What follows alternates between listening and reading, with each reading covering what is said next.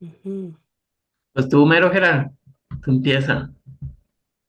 Me pasa español, No, no, o lo va a hacer en inglés, ¿no? en inglés, ok, Sí.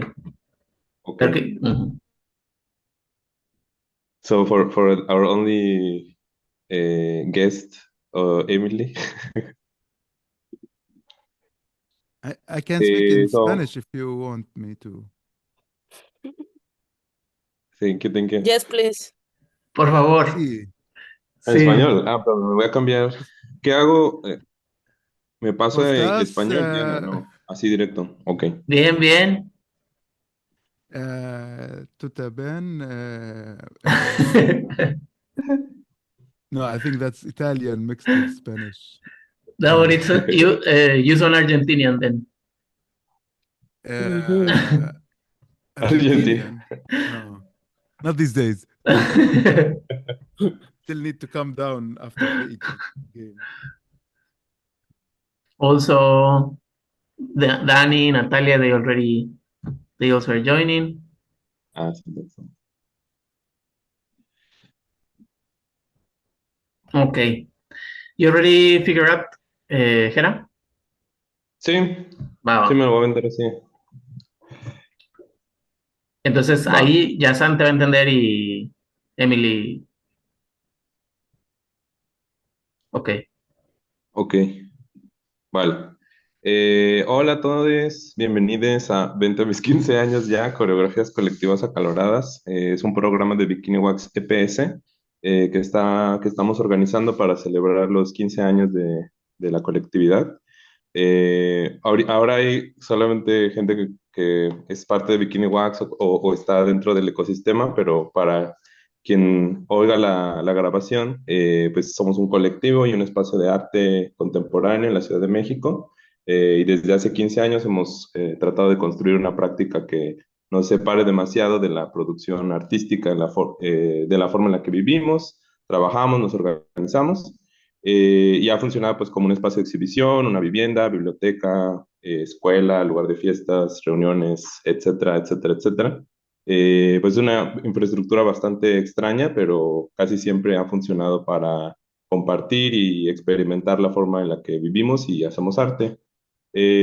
Ahora mismo, digamos que parte del programa pues es para celebrar los 15 años, empezar las jornadas de celebración de los 15 años. Y una pregunta pues muy sencilla que nos empezamos a hacer es cómo se sostiene una colectividad a lo largo de 15 años. Entonces, parte de esta serie de jornadas está sobre todo enfocada a invitar a personas que consideramos en este punto nuestros o nuestras chambelanes.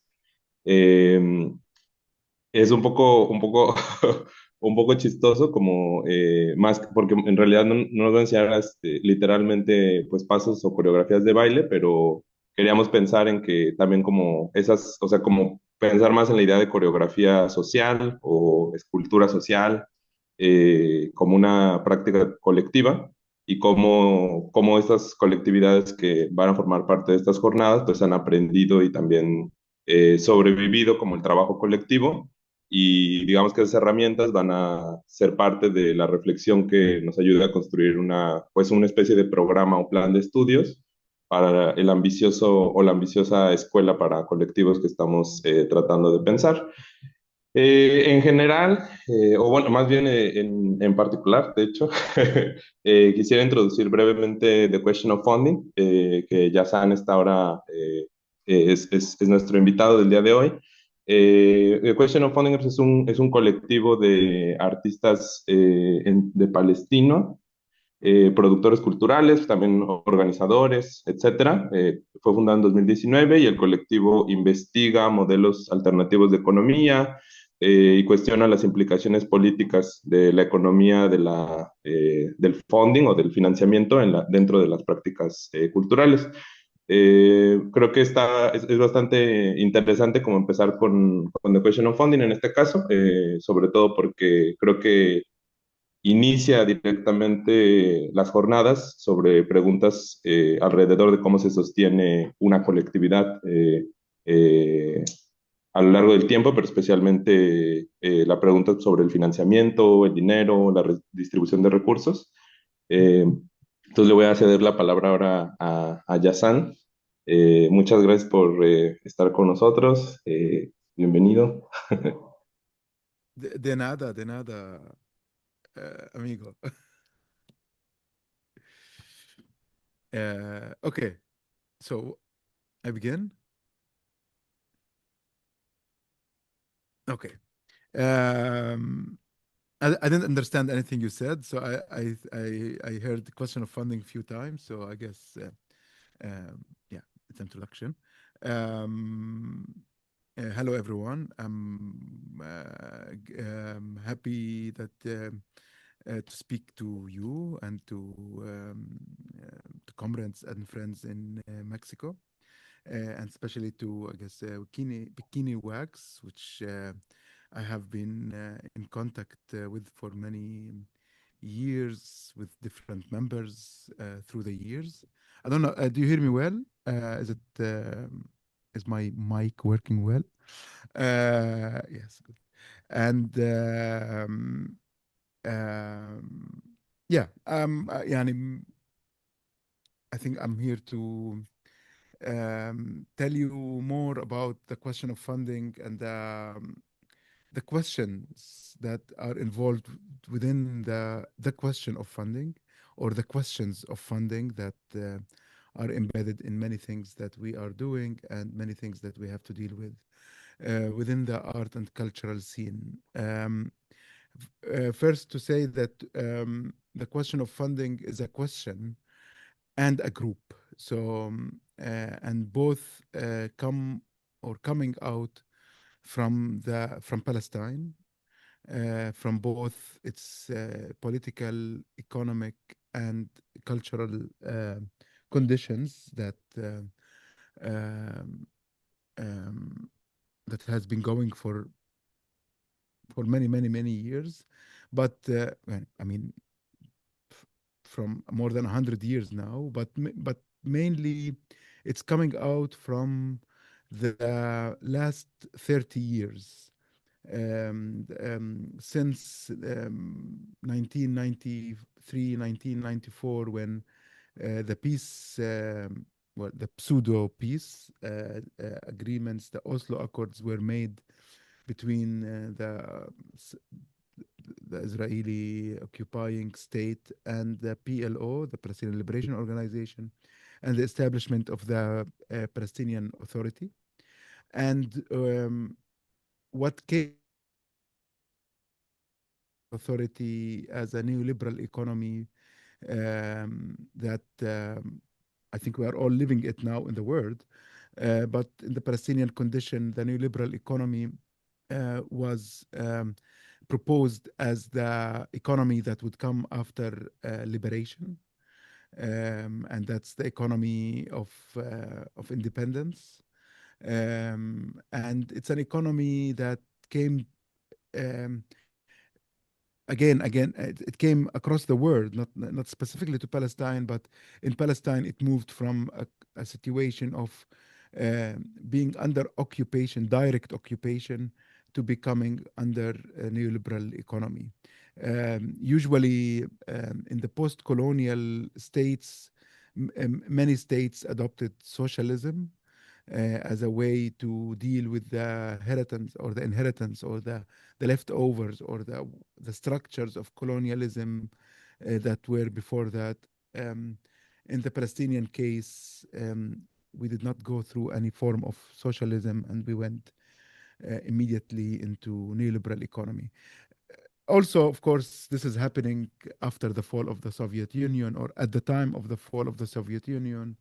It happened at the same time in Lebanon, when the peace agreement happened between the end of the Lebanese civil war in 1991, the end of the apartheid in South Africa in 1994. So you are seeing a kind of a global change, geopolitical change, um, that came with it an economic uh, um, uh, structure that confirmed the dominance the United States as the major power, and at the same time the destruction of social, the destruction of the welfare state in Western Europe, the social support systems that existed in other places, and monetization and the financialization of economy, where um, what I mean by monetization, I can give you a very important example. 90% now of the world economy is based on or the world's wealth, financial wealth, is based on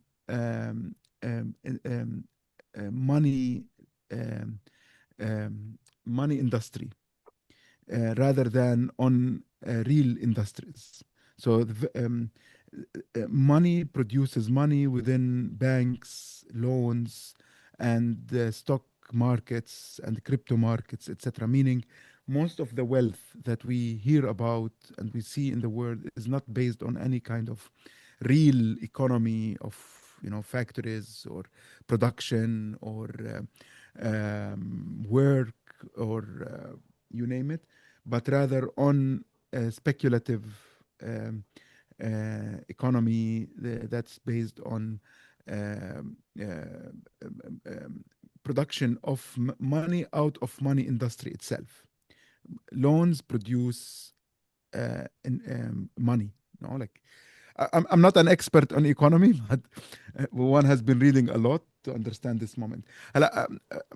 So I put this as a background because I think it's an important thing to understand the question of funding, that we all live it in this world, especially as artists, um, and the cultural producers, to understand it, not to understand it as a global movement that happened and that shifted our production, our type of work, our type of economy, our why we became artists. Like what allowed us to become artists and to think that we can live out from art.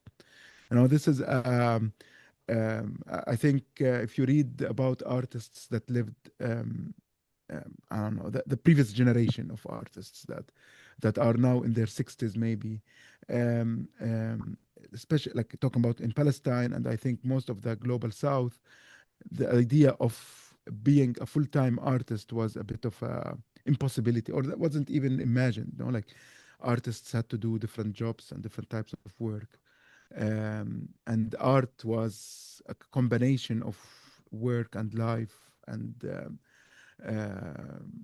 in different forms, rather than being an artist um, that studied art in school and worked as artist. And so there's an economy that allowed for that. And I think the neoliberal economy really facilitated this kind of approach, economic approach to art and becoming artist. But of course, this is very simplistic what I'm saying now.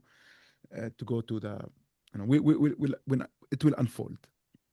So again, I think maybe most of you know, in the 70s, and mainly when Thatcher came to England, and then when Reagan came to the US, and then there was this kind of push and attack on the welfare state, and opening up the field towards the neoliberal economy, known as the Reagan Thatcher era.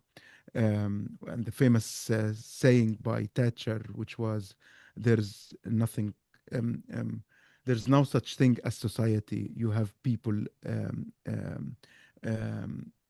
living together, but it's not a society, like, or something like this." Not, I haven't got it here right, but she was saying that, the society as a structure that supports each other and needs to be defended, that doesn't exist, and it needs to be destroyed. And therefore, you will have lots of attack on unions and on social structures that have supported our societies for a long time.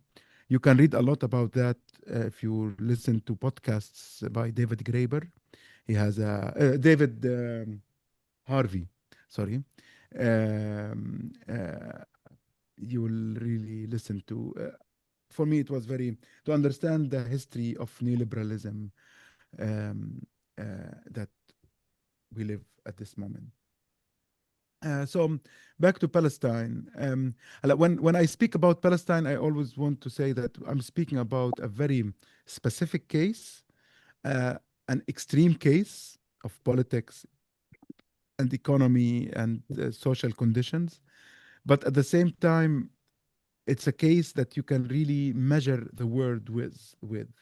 It's a case where you can um, uh, um, understand the intensity of how economy has been working in the world and how it has been put in practice.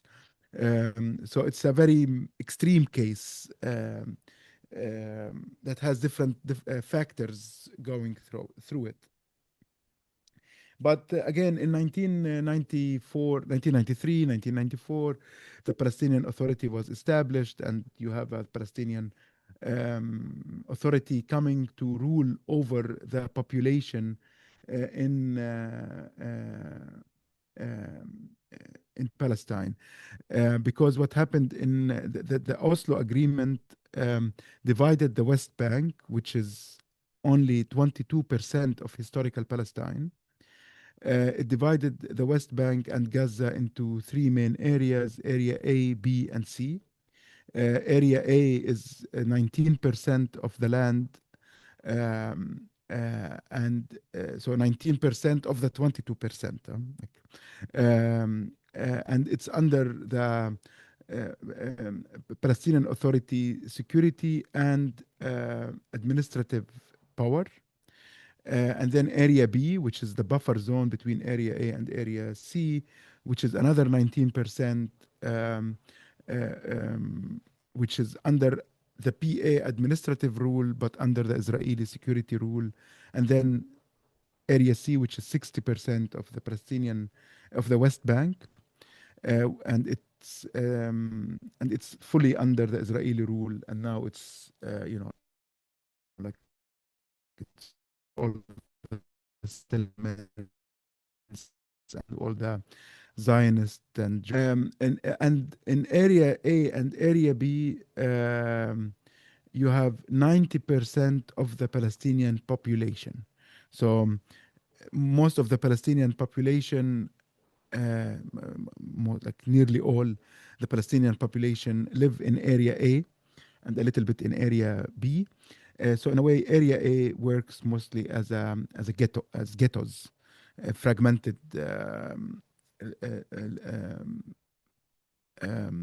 enclaves within Area C.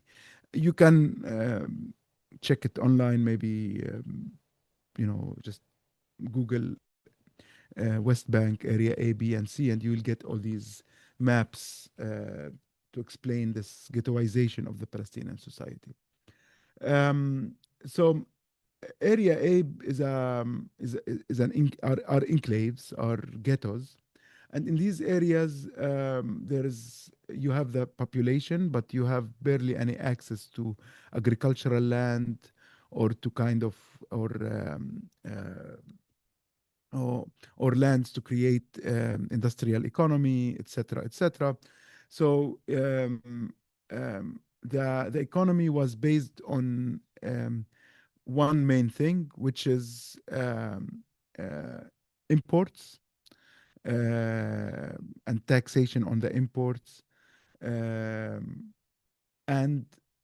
the imports come through Israel. So that's another case now. Israel is not giving even the money of the taxation of the imports, but that's another case.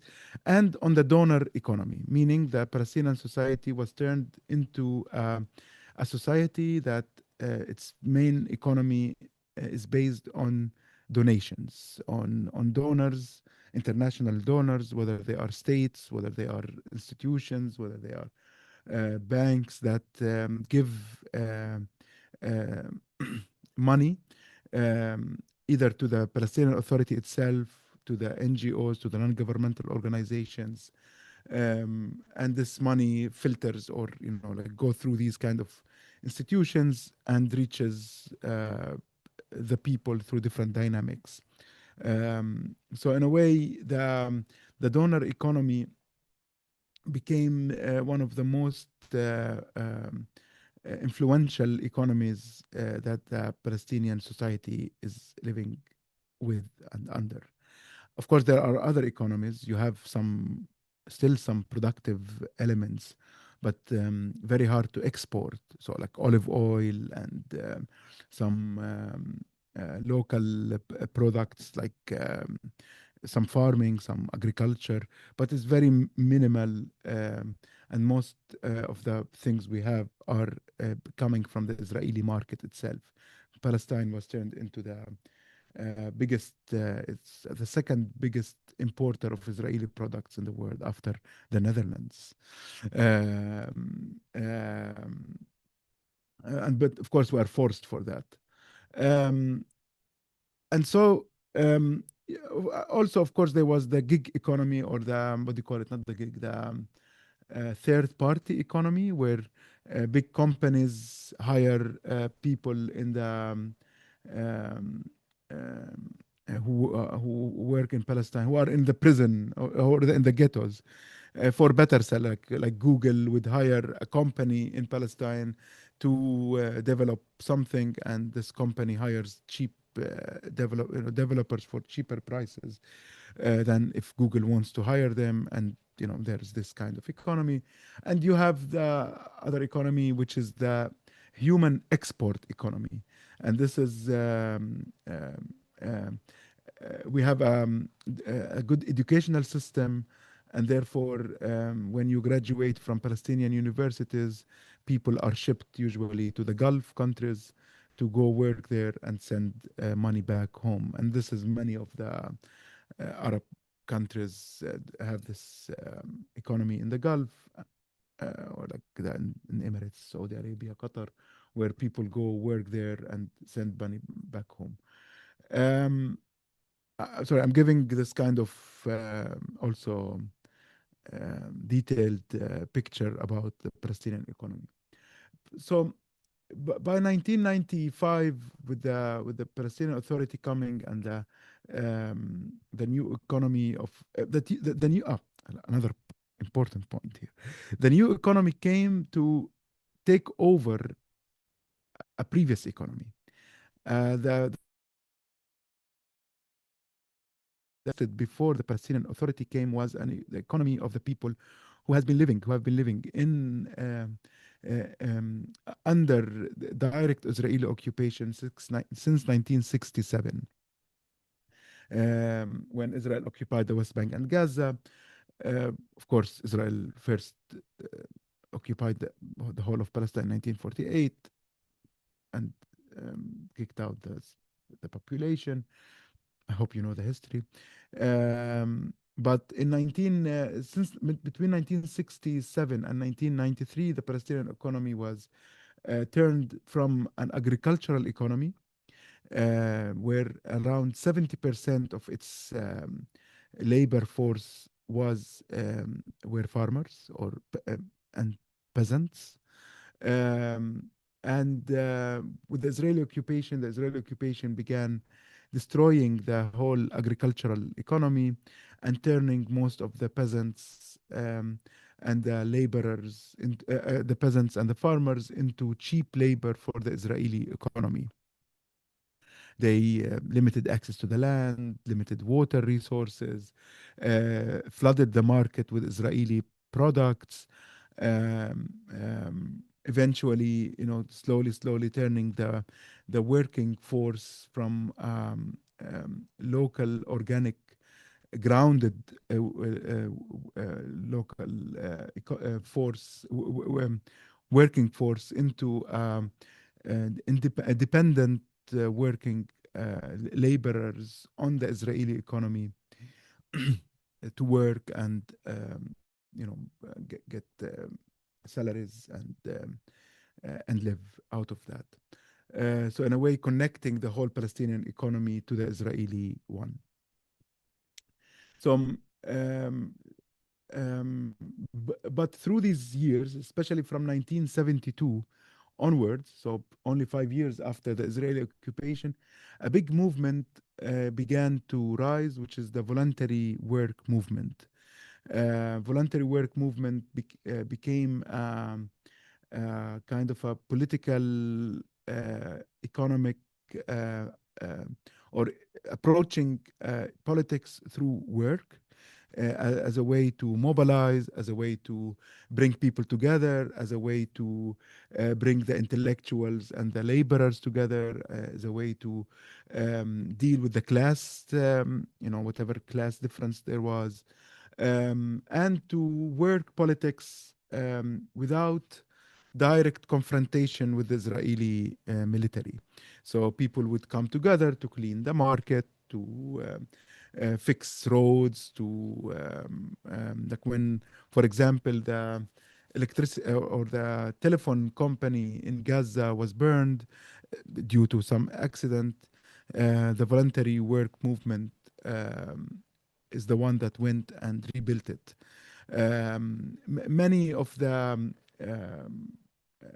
groups that formed local political parties were working around voluntary work, um, and then also formed theater groups, dance tropes, heritage dance tropes, doing the folklore movement, and different other agricultural voluntary groups. Voluntary doctors were one of the biggest movements to create health support network in the Palestinian territories, in the occupied territories, so that people can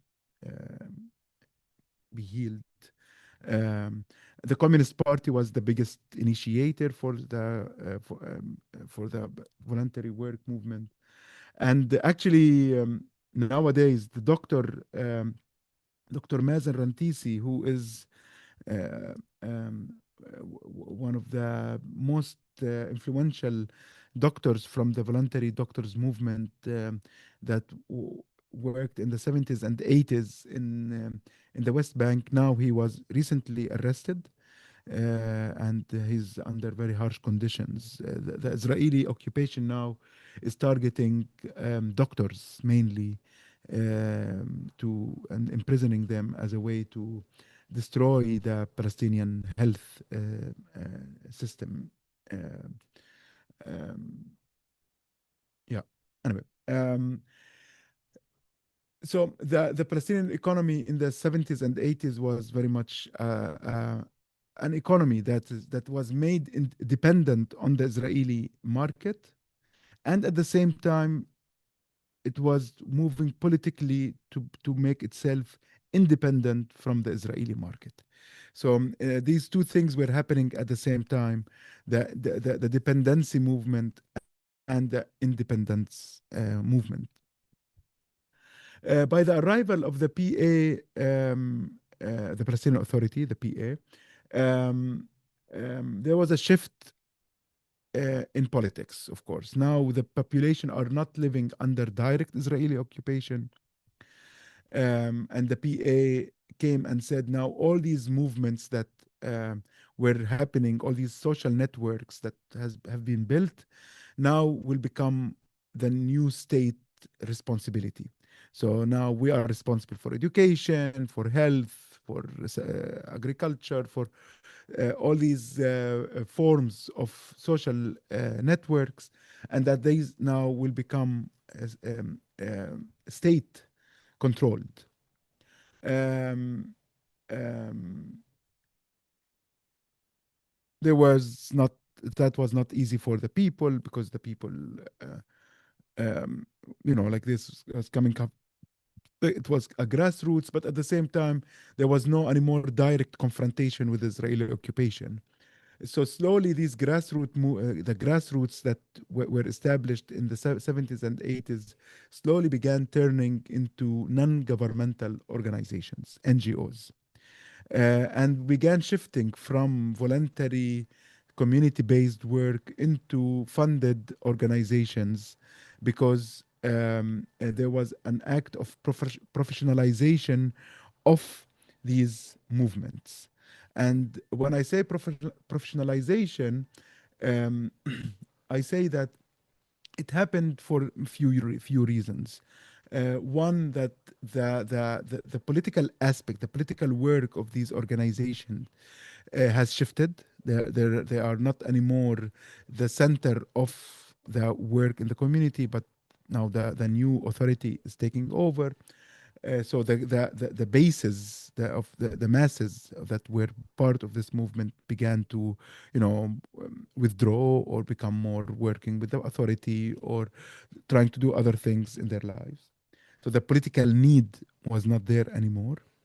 Um, and the PA aimed to destroy and to kind of tackle down the power of the grassroots because they were mostly communists or leftists, and the PA wanted to, to have more control over the population. And the shift toward the NGOization, it's like became a verb, um, as an act of due to donor economy. The donor economy came and flooded kind of the society with money. So it came to grassroots and offered them funding, and like, okay, like you have you're doing great job. We can give you €1 million or $1 to do your job, but to now you don't only do it as um, um, a grassroots. You have to become an institution. So it's a slow mechanism of professionalization and institutionalization of the grassroots movements into becoming non-governmental organizations. Like there were kind of demands of new laws that manages the relation between the NGOs and the new state, because of course the grassroots were working against the Israeli state. They were not asking for permits to work. They were grassroots, underground, social networks. But now with there was a new law that required all these organizations to be registered. And to be registered meant that you have to have bylaws and inner laws, and you have to have structures that maintains your what's the word? That there's no corruption. Your I don't know your transparency and um, um, and that your financial work is clear, and that you have all these structures of bureaucratization that forced many of the grassroots to become officially NGOs, to have a board, and to have to have a general assembly, and to have a board, and that there's a management team, and that they have salaries, and that all of these details created very rigid structures that required a kind of a hierarchy within these organizations, professionalization of positions, and eventually, I would say, addiction to funding.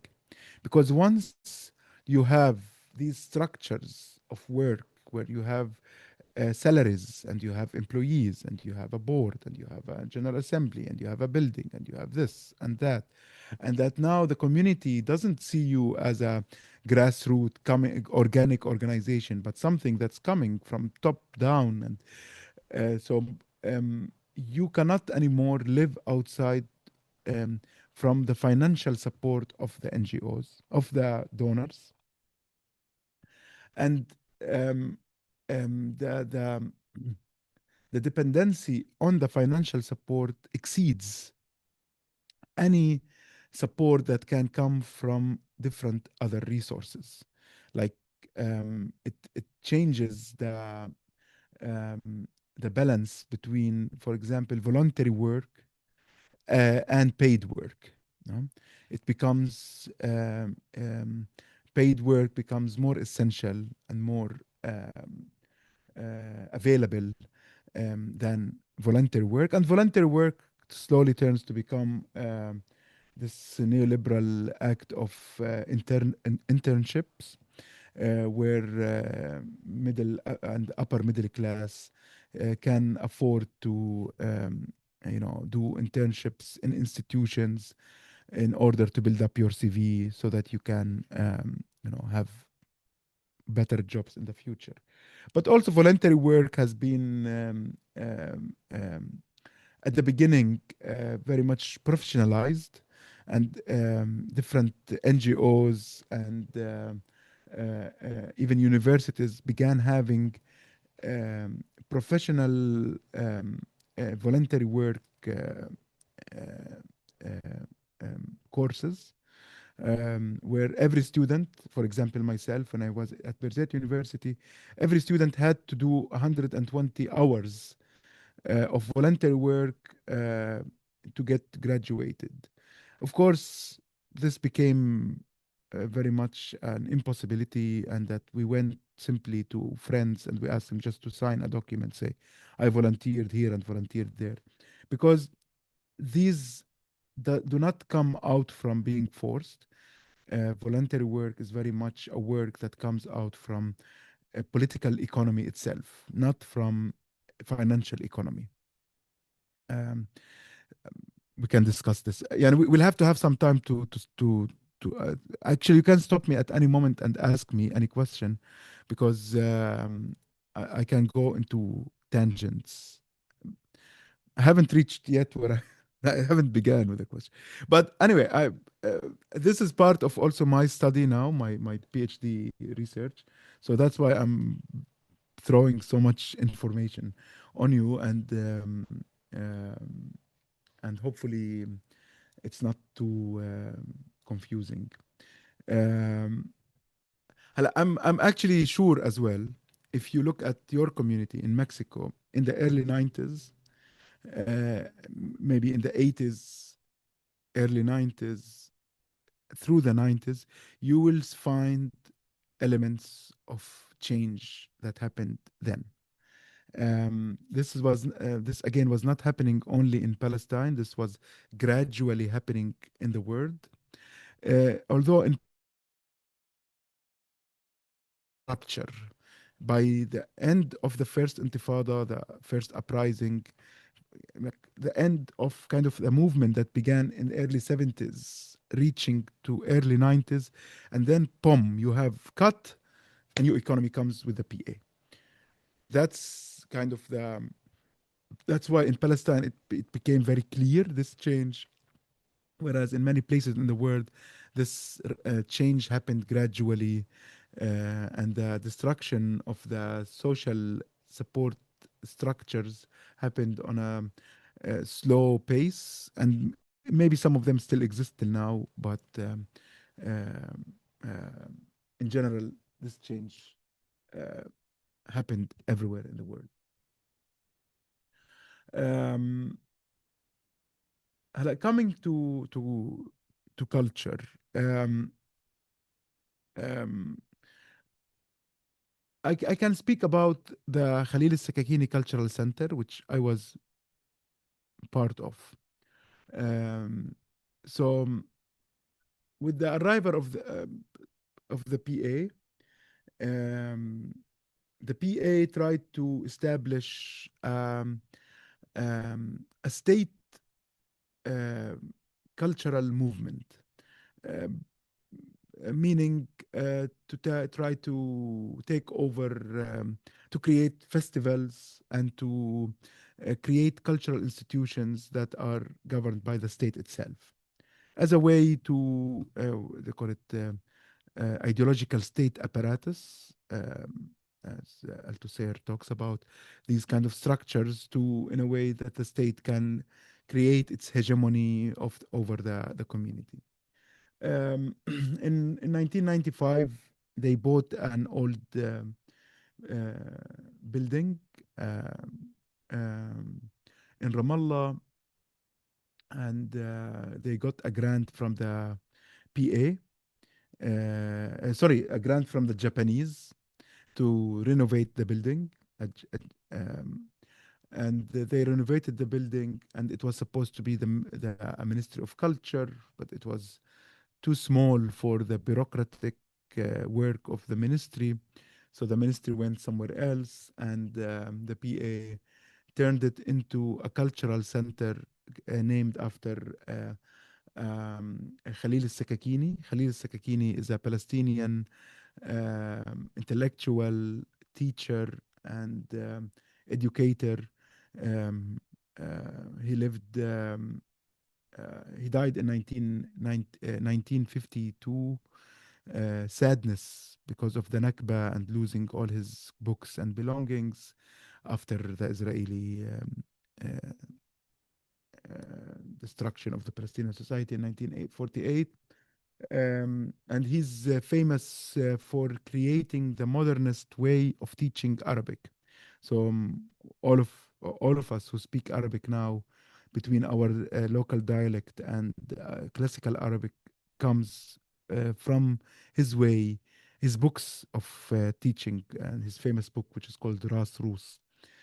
Um, anyway, so they named the institution after him, and they appointed three people to run the institution as employees in the authority, governmental employees. But then 2 years in, the PA discovered that it cannot pay and cannot keep running such a center because it exceeds its ability to run it. So it turned it into an NGO, meaning that it said we separate it from our, it doesn't it's not anymore a cultural institution.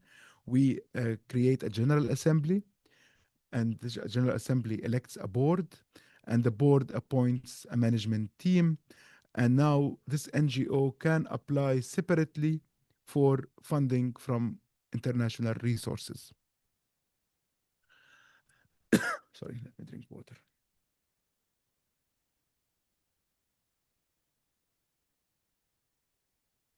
Um, so by 1998, the Khalil Sakakini Cultural Center, I'm gonna say it KSCC to make it easier. So the KSCC became an NGO, and since then it has been dependent on funding. When I say dependent on funding, it's, I think we all know what's to be dependent on funding. You apply for funding, you wait for a grant to be announced. Let's say the European Union or Ford Foundation makes an announcement. We are giving a grant for cultural institutions to make a program on democracy and human rights. And then, as a cultural institution, you begin filling this proposal, this application, and you make a program that fits such agenda.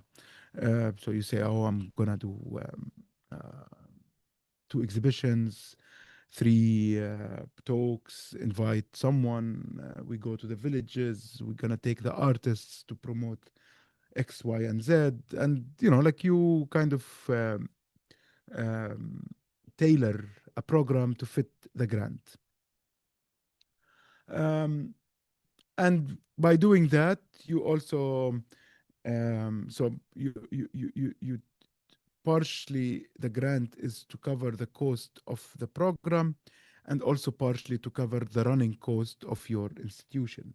So to pay for your salaries and to pay for your I don't know, equipment, cleaning, well, or, the running cost of the center, the printing, etc., etc.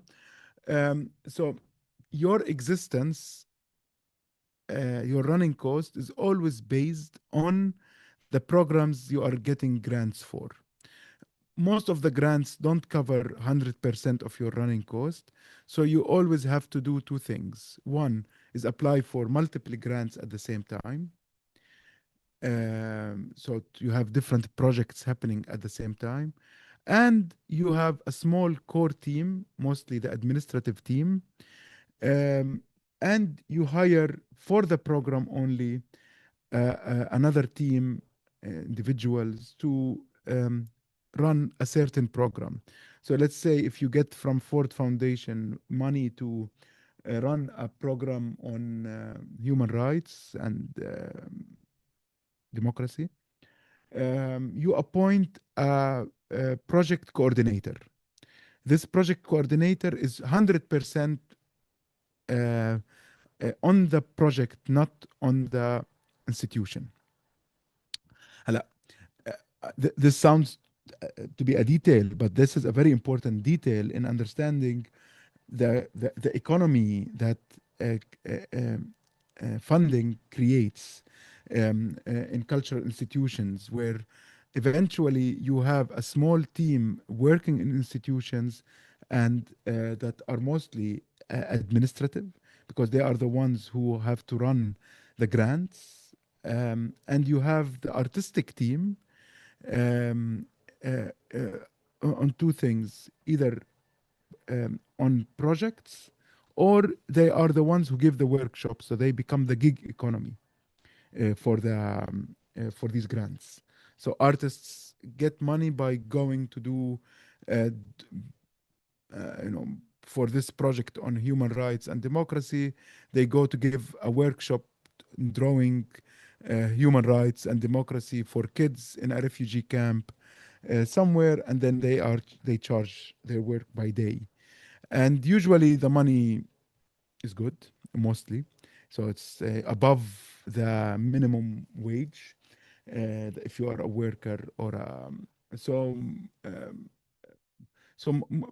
Artists become very much dependent um, uh, on such in such economy. Not all artists, but that's something that many, including myself, we did a lot of, where we go and do workshops or give workshops for institutions that um, um,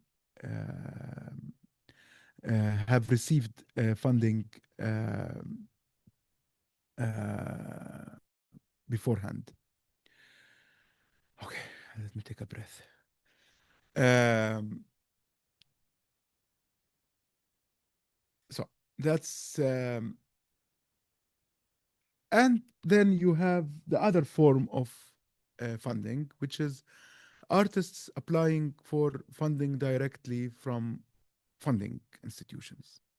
Um, هلا, to be myself, I studied architecture in Birzeit University, and I tried to work as an architect um, a little bit in the Gulf. I was shipped at some point, exported to work in Dubai, but I didn't.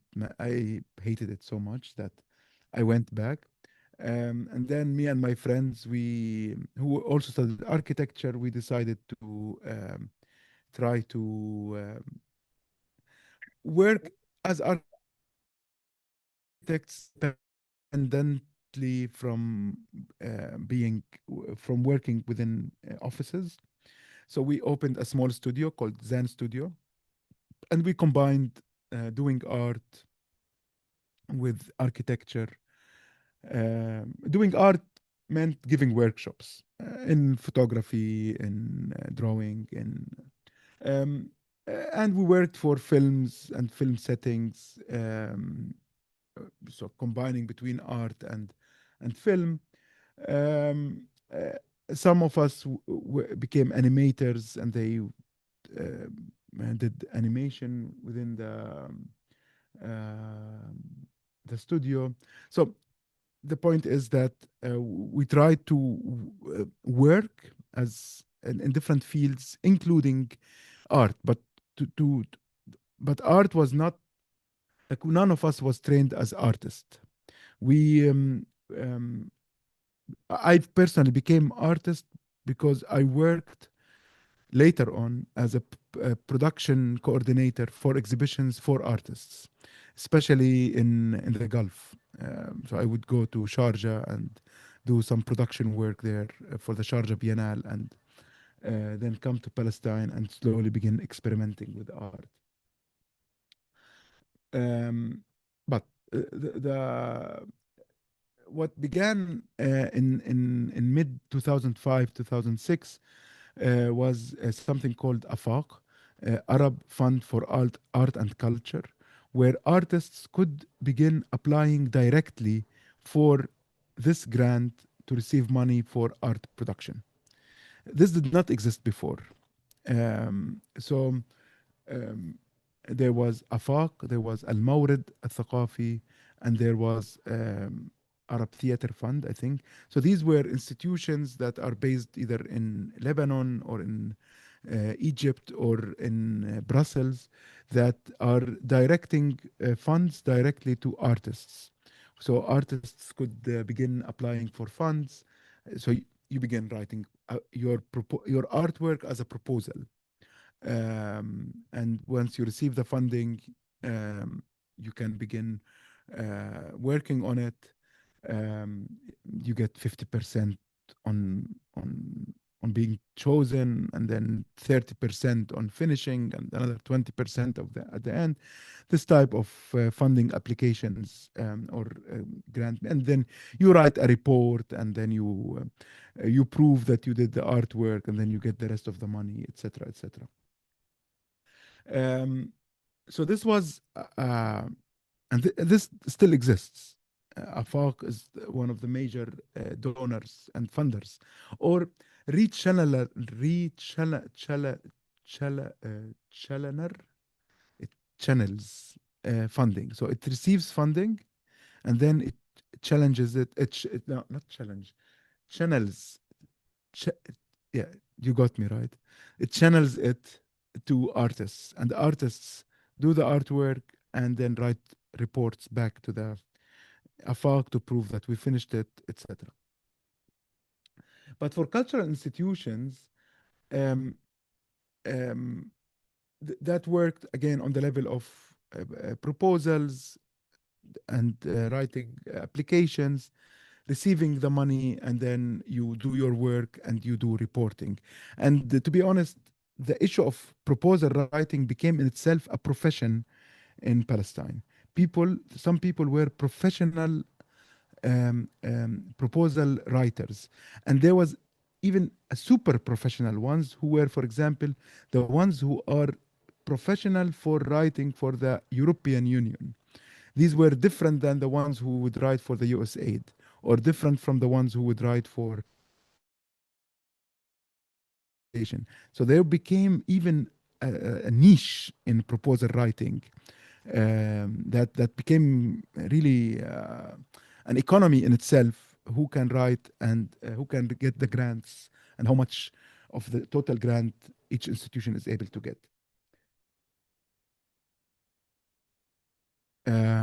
Yeah. So Khalil Sakakini Cultural Center was this institution that received funding, and it did its programs, and it had to tailor the programs to fit the donors' agendas. Depends on which program, which donor, which project. You would find different projects going on.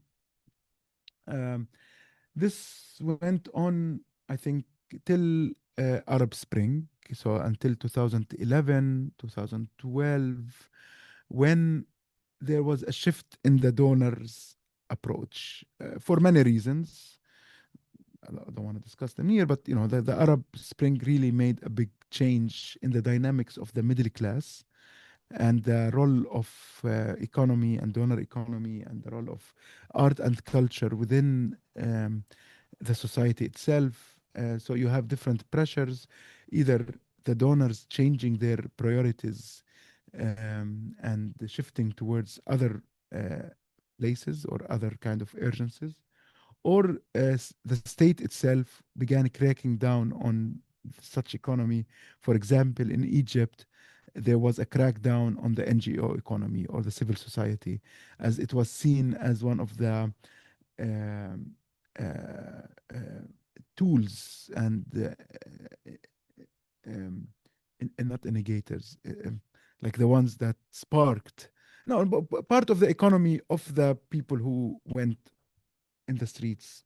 So there was a crackdown on the whole NGO economy.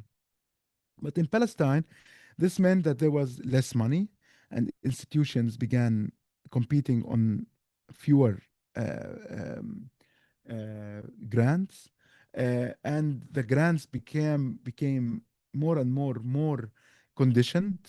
So there was the vetting system where it began with the US aid and then it moved to the European Union, etc., where every grantee, every institution that's receiving money has to do a kind of investigation to make sure that no one that is involved in political parties that these countries consider terrorists, which I think covers most of the Palestinian political parties, were receiving these funds.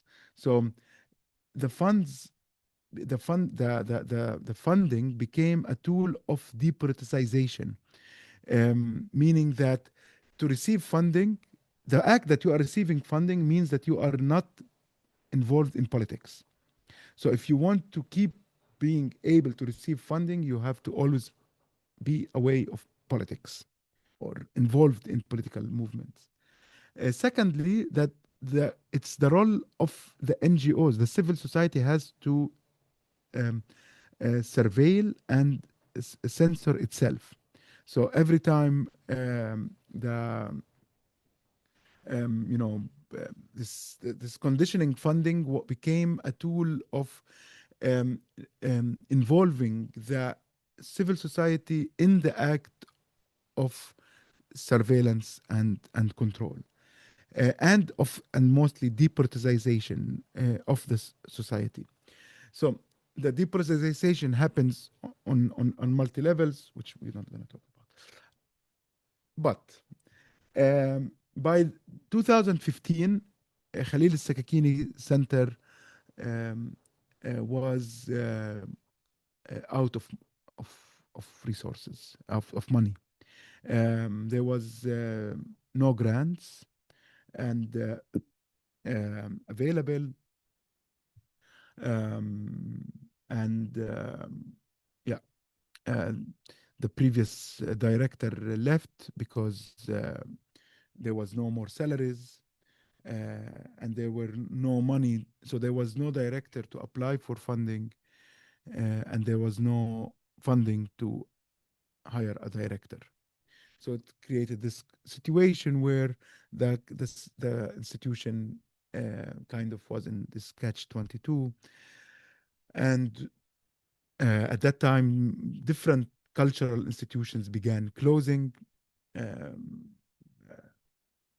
because of lack of funding, um, and mainly there were no employees or less than this people, but the biggest crisis was rent. When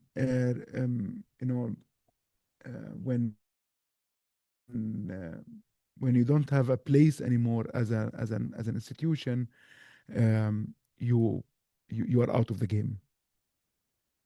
What protected Khalil al-Sakakini Cultural Center and opened up what I'm going to talk about now is the fact that the building itself, as I said at the beginning, was owned by the Ministry of Culture and leased to the institution.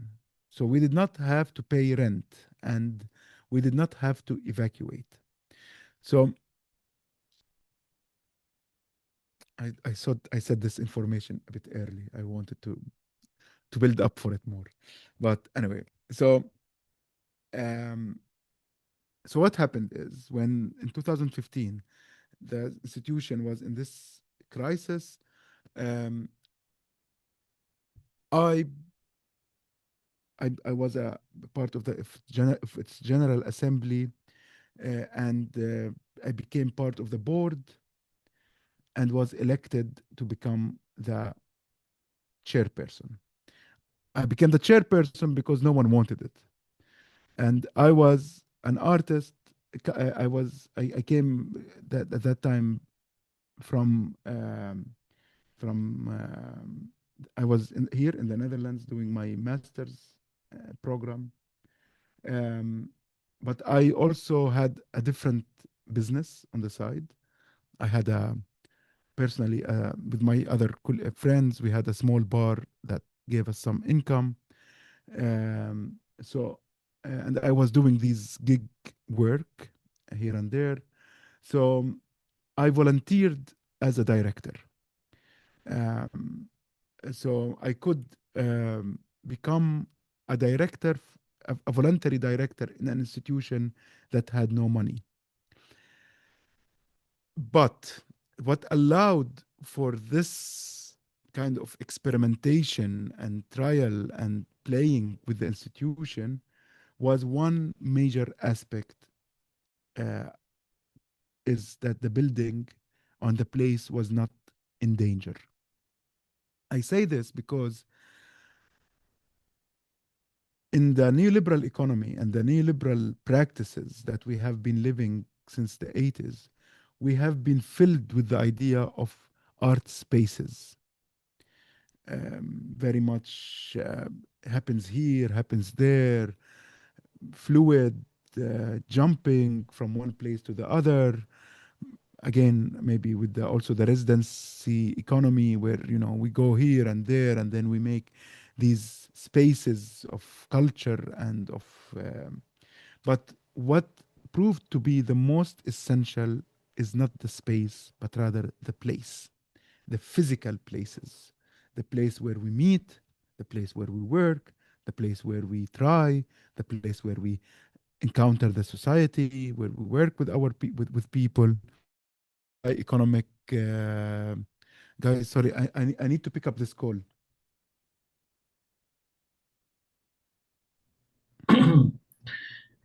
¿Qué Hello. tal? ¿Cómo van? Sorry, I need to take this Sí, call. sí.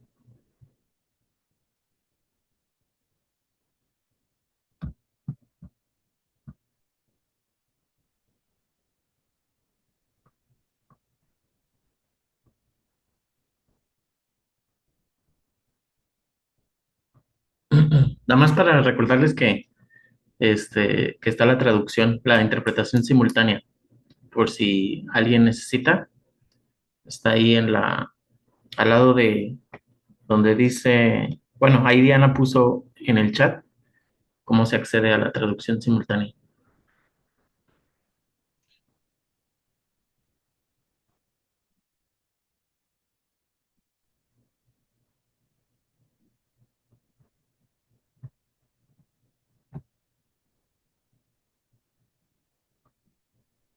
Sorry, Yeah, yeah, don't worry. it wasn't necessary actually, but anyway, when I see unknown number, I get scared. Um, ah, places. So, um, because having Sakakini, having the building of Sakakini um, as a place, allowed us to begin experimenting with um, with economy outside of only the idea of the financial economy. So, because we had that place, we had the building itself. We didn't have money to pay salaries, so that put us in a crisis. Um, we had some money leftovers here and there, but the building itself, the place itself, um, was the main condition for um, um, for creating an economic um, um, experiment um, within the cultural field in Palestine um, in the coming years. So, the first thing that we had to do was to begin thinking of what are our resources? What what do we have other than money? So we have the building, and we had um, uh, the registration. We are an official NGO. Um, we there was myself and two other people working in the center. Um, we had some equipment. We had in the archive. We had a history. We had a community. So these th- these things that we usually jump over when we are looking and we are doing programs because money became the main aspect, they became um, the main economy that we can work with and engage with our crisis and try to figure ways. I don't want to say ways, and that's the challenge. The question was, do we need to create a model that's successful enough to get to compete over grants, or we want to make a model where it becomes independent, successful enough that it becomes independent from grants? And that's a challenge. And it's a question that stays with us because whatever model we came up with, it was clear that we cannot stay away from money. Eventually, we needed financial resources. But the question became, how do we create an economic model where it is not dependent solely on um, uh, funding, nor that, and at the same time, it has different many resources that allows the center to keep being relevant to the to its society. And the question of relevance is also core here, because what happens with funding and being dependent mostly on funding, that the main relation for our programs is not with what the society needs or wants or expects, but rather is with what the donor wants. So slowly, the institution becomes a superstructure, kind of a structure that comes from top down and trying to implement the programs of its donors and creating these kind of hegemony over the society, telling them this is what you actually need. No, this is, I am the cultural institution. It's my role to tell you what kind of cultural practice cultural practice, and that you have to follow what we are saying.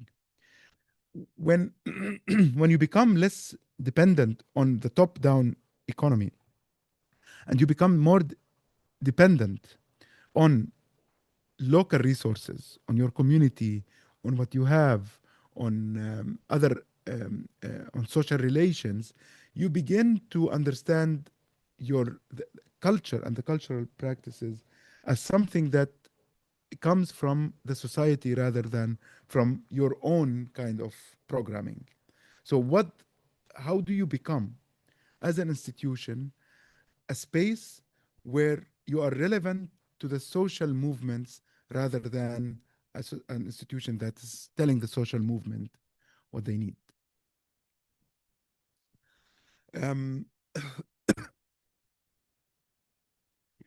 um, the, what we noticed is through time that there's nothing which we can say we are independent.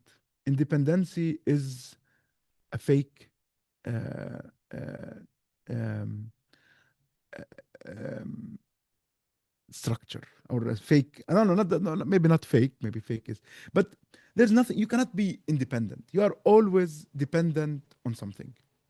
To live in a society means that you are in relation, in debt, indebted, or you are always dependent. So to be, to be independent from funding means that we become dependent on another thing. And to be dependent on the society meant that we need to, again, reconfigure the whole relation between what does it mean to be a center and what is cultural practices and what is the economic relation that we have with the society. So, um, sorry, this phone call really cut my very thin thread of thinking, um, that now I'm a bit lost in it. Um, so, okay, let me. So what we did as a center at that and through at least 4 years that I was part of the center is that we began reconfiguring again the resources that exist within the center. So to look at what does it mean to have a building, how do we share it with the community, how do we reduce um, its administrative space and open up more and more public spaces within the center. How do we share time? What is time within a cultural center? So we moved from a center that used to open from 9 to 5 only, 9 in the morning till 5, because it was seen mostly as an administrative role. And we became a center that opens from 9 to 9. And especially from 5 p.m. to 9 p.m. is the time that most people can use public space. So opening the center for 12 hours with a small team also. So how do you manage time? How do you create a roster, as a schedule where we begin um, um, distributing time between us? How do we reduce the time that we have um, the space, administrative spaces. So we turned, for example, we brought all the administrative space into 2 rooms and emptied the 2 other rooms and created them, made them. Sorry, I'm getting a call. 1 second.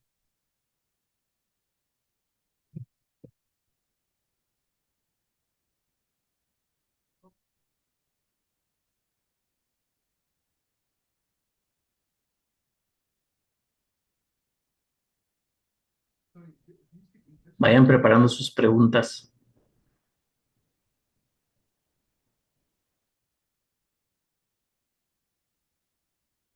Tú, güey.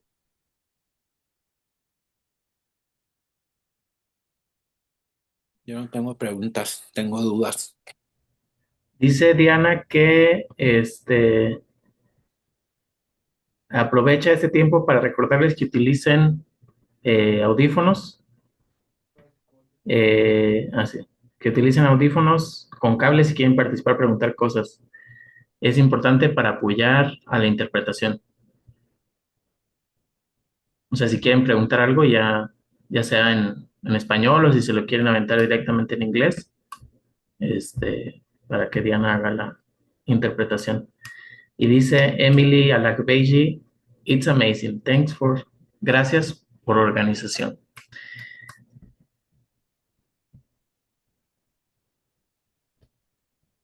También quizás podemos aprovechar para recordar que las siguientes sesiones a las 10 con Paco. No sé, bueno, a lo mejor tú. ¿Eh? Sí, sí, sí, Paco. Ajá. Y es que como veo puntos P.A. No sé qué significa cada letra. Plataforma de arte contemporáneo. Ujú, de plataforma de arte contemporánea. A las 10 de Paco. la mañana. A las 10 de la mañana, así es. Ujú. Y a las 12 el CIPEI. Y a las 4 colectivo La 15 de Puebla.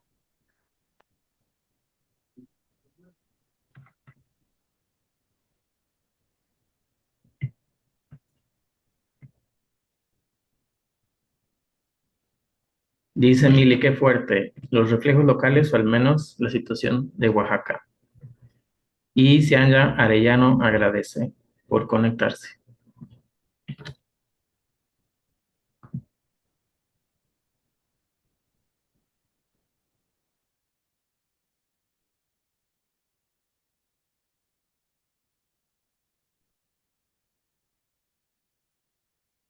Esta es la pausa de hidratación.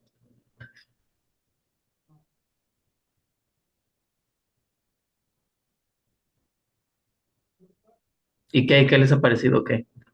Ahí mientras regresa Yazan. Está bien loco, güey. Yo no me sabía todo eso que contó.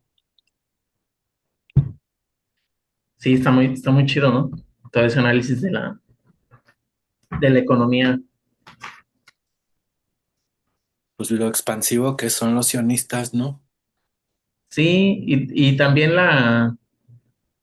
el impacto de ciertas, pues sí, como de ciertas, como, ¿cómo se dirá? Como estructuras.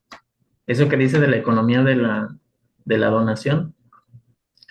Eso es muy interesante porque sí hay muchas cosas eh, que creo que también se relacionan con México, especialmente pues con las ONGs o con las asociaciones civiles y todo esto que dice cómo marcan los programas, ¿no?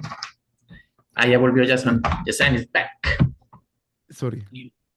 Um, shit, I have no idea what we were talking about. Uh, You uh, were talking about Sakakini and about you were opening the space, the Sakakini yes, Center okay, from okay, yeah, yeah. 12 So, hours. so not to go into lots of details. I think I'm going into lots of details. Uh, the main aspect was how do we share the place and the time that exists within the place, because once you have a place, time become works differently. So people could use rooms, could use space, like different spaces within the building, the garden, and slowly the center became, the building became a social hub, or a place where the society can come and meet together. The main aspect, there's a text that I wrote about this. It's called "The Total Work of the Cultural Institution." It's an interview. Maybe Daniel, you can share it. Um, it's how do you turn the financial crisis into an economic and cultural question? How do you engage this crisis itself, the financial problem, and make of it a question that you engage with the society? And once um, we work with the society with this kind of crisis, the society also um, opened up and began to connect with us on these questions of economy and culture. يعني, so um, yes, this text. So every time, so the crisis itself, once it was tackled in a kind of economic and political way, um, it became in itself uh, uh, um, um, a place where we could ask what is culture in itself. No, what does it mean to be an institution? What does it mean to do cultural practices, and how do we work culturally within this kind of economic and political engagement? Um, so the question of funding um, began with these kind of movements, these kind of. Yeah. Sorry. Yes. Shall I use the WC to Oh yes. There, the last one. Yeah. The last door there. Sorry. Uh, You were saying that the question of funding began. the question of funding begins with in that moment, and then it builds up between being a question and a practice that one can engage with and build on. So, يعني, the question of funding is in itself a political question, or a political economy question, because it's not only a question about. Sorry, I need to check what's going on here. Sorry, guys, 1 second. No worries. No, está bien, está bien. Estilo Bikini Wax. eh, bueno, aquí en el chat había algunos comentarios de, dice Emily Herreras, mi mamá también está conectada y relacionándolo con las luchas por la educación en México, la organización normalistas. Saludos a la mamá de Emily, hasta Oaxaca. Y luego dice Lorena Salamanca, dice Sembrando Vida. Y luego dice Diani, Sembrando Envidias. Y luego dice Irak, mismo Bikini de Pedinche. Qué bueno que no nos dieron el patronato del Pácatelas. Y le da risa a Natalia de la Rosa.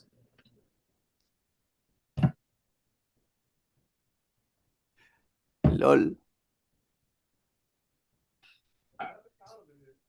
O sea que quizá todas esas aplicaciones que hemos metido en Bikini los últimos años que no han pegado han sido una muestra de éxito Una y de, muestra. de resistencia del sistema neoliberal. Pues Ujú. sí, más o menos, más o menos. Allá medias aguas, ¿no? ¿Dónde? Como que entre ese trabajo libre que hacemos, y como, digo, como no pagado, pero a los tiempos sí, así, quién sabe, muchas preguntas, más que respuestas. Es algo del voluntariado, ¿no? Como uno luego dice, ay, si no me pagan no voy a hacer nada. Eso sí. Ya nos engañaron, ya nomás queremos feria. Sí, eso es cierto, ¿no? De cómo las prácticas culturales pues se alinean al dinero y en este caso pues sí a las becas y apoyos y cosas que están por ahí. En el caso mexicano pues hay más presencia del Estado, pero también hay presencia de ONGs que Sorry. sí hay casos. Sí. No. You continue your sentence. No, I was just commenting on what you were saying. No, Okay. go on, go on. Okay. Sorry, because there was someone here and I had to help him. So we're saying the question of funding is that question that began, with running the institution, and then it became slowly a kind of a group that we began thinking of ways in which we can um, bring this kind of question of economy into cultural practices and try to find different forms of economy that we can work with, build on, and and continue with. Because at the end, it's يعني, the challenge has been always um, again, are we doing this kind of economy to have to be to build a kind of a cultural capital to be able to receive more funding, or we are actually doing it as ways to separate or to become more indebted to our social networks and more reliant on them, so that our social networks um, are activated and are involved in our cultural practices. So they are not separated from it, but rather are part of its production and part of its existence. Um, so yeah, maybe I stop here. I'm my line of thought is a bit distracted. But maybe with your questions, I can, um, yeah, I can think better. Thank you so much, Jason. Well, when you had these small breaks, we was kind of like brought in some of the ideas what we had in mind, and also having some questions. If someone has a question, it can be spoken. We prepare beforehand a couple of things, but still, if because time wise, if someone has a question now, maybe is the moment or a comment. Yeah, quick question. Sorry, Dan, I don't have headphones, but maybe it would be amazing if you can speak more like in concrete ways, like what kind of activities you have in the space. That would be my kind of only doubt. Thank you. It's been amazing. Thank you. So what we began doing in Khalil al-Sakakini build up slowly. So again, the first thing is we had no idea what to do. There was no plan. We were not like, oh, if we take a place, we're gonna do this and that. No, no, there was no idea. And this is something actually which I find very interesting is that when you don't do things through proposals, there is much more prefiguration um, than projects you do through proposals. Meaning, proposals create something which is you have to create a kind of expectations of an end, and as a result, before you even begin. And the result itself that you imagined when you wrote down the proposal becomes the main drive of your process. In situations where you don't have, when you begin without any kind of proposals or idea or a kind of a vision of what is the end or what kind of format we're gonna work with, it's much open for experimentations, and the commitment becomes really for the political ideas that are embedded within the project or within the process itself. You know, it's not about what is the end, what are we achieving, but how are we going to work together to achieve whatever is going to happen.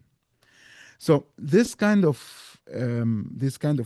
question about how do we work together is very essential to the process that went on together and with our community, etc.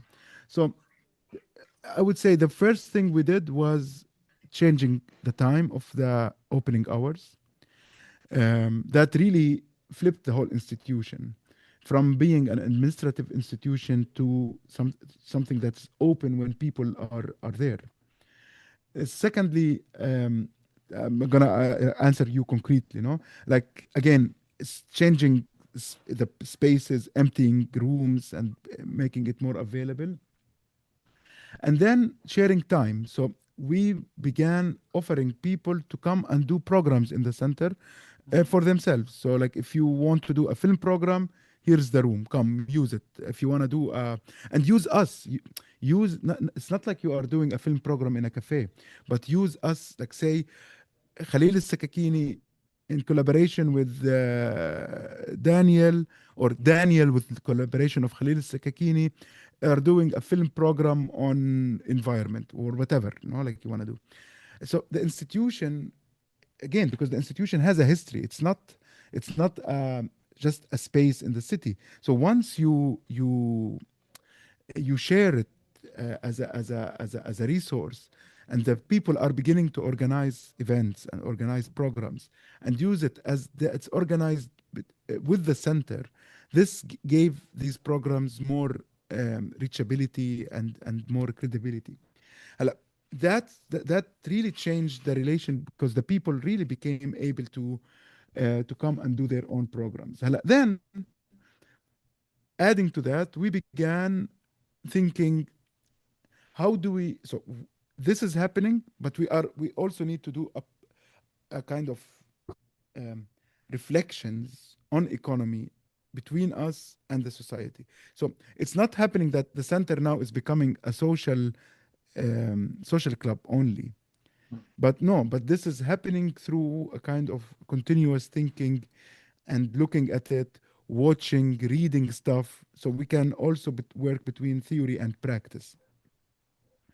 Then the team. We began also really looking at how are we working together, what kind of conditions, what kind of hierarchies exist there, what kind of collectives that are created within the center, how do we work. So it's like we cannot jump over the work conditions that we are working with, and that we have to be always involved in them and thinking through them, uh, so that the institution itself is being tested as or being shifted as a structure, not only as a program. It's not like it's a center that's doing programs. No, it is totally a new form of cultural work that needs to come out from this working together. يعني, the garden of the center, for example, became uh, a public space in a city that has no public spaces. So people began coming, hanging out. We hosted vegetable markets, and that was a big issue. Because many of the people who used to come to the center before were from the middle class elite, and for them to turn the center into a vegetable market was a big problem. But for us, that was an important thing, because the market was the vegetable market that we hosted was a market of the peasants market. So it was again a question of what kind of economy we want to work with and connect with. So having the market brought the center into a map that people wouldn't see it usually. Like people who are coming to buy vegetables come to the same space that people are watching, films, for example. This kind of multiplicity of social relations, of audiences, became a kind of a core approach to what does it mean to make the center relevant to a bigger society. I'm saying this now altogether, but this took a long process of figuring things out. The market came to us by coincidence, that they were kicked out from a place and they wanted a place and they asked us and then we said yes. And so many of the things that happened to us really happened by coincidences, or by people hearing that we are able to do this or that. But what gave us the flexibility and this kind of agility was that we had no donor to report to, at least in the first 2 years. We were so fucked with money that it was really a problem. But at the same time, we were so liberated from it. At some point, after 2 years, we reached a certain position where we became strong enough and dependent enough on these social relations that we could apply for funding without allowing the funding to take over.